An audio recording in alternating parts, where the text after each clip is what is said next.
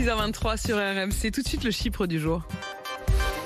Et le chiffre du jour, Emmanuel, c'est 10,6 millions.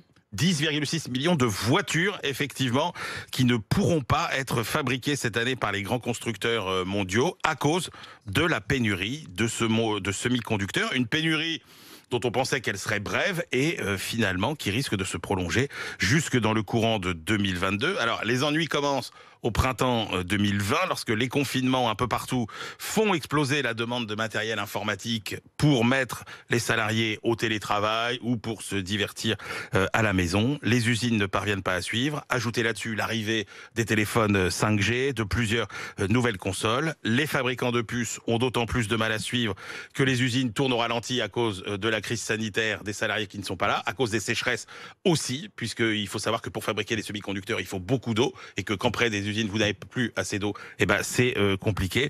Résultat, les délais explosent. Il faut 21 semaines aujourd'hui pour être livré en microprocesseur. Ça fait un peu plus de 5 mois. C'est pour l'automobile que la situation est la plus critique. Ah ouais, catastrophique. Volkswagen annonce hier que la production de la Golf dans son usine de Wolfsburg va s'arrêter dans les prochains jours. Toyota a réduit sa production de 40%.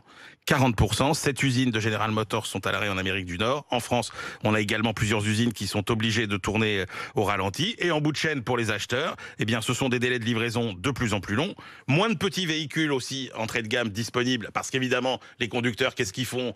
Ils privilégient les voitures haut de gamme qui rapportent plus et ils arrêtent la production des petites voitures. Donc l'acheteur, qu'est-ce qu'il fait ? Soit il achète une voiture neuve haut de gamme, ou alors, évidemment, il va acheter une voiture d'occasion dont les prix et les ventes explosent. C'est ce qu'on a vu. Et sinon, pourquoi est-ce qu'on ne revient pas, du coup, pendant quelques temps, à une voiture avec des roues, un volant figurez-vous que c'est ce qui se passe. Et moins d'électronique. C'est ce qu'ont fait pas mal de constructeurs. C'est-à-dire que, par exemple, sur leur voiture, plutôt que de mettre le fameux compteur de vitesse avec les chiffres qui s'affichent en digital. C'est le retour de l'aiguille. Le retour de l'aiguille, quoi. Ils ont remis sur certains modèles, effectivement des petits modèles, le fameux vieux compteur à aiguille. Pour se passer du semi-conducteur. Mais ça ne suffit pas.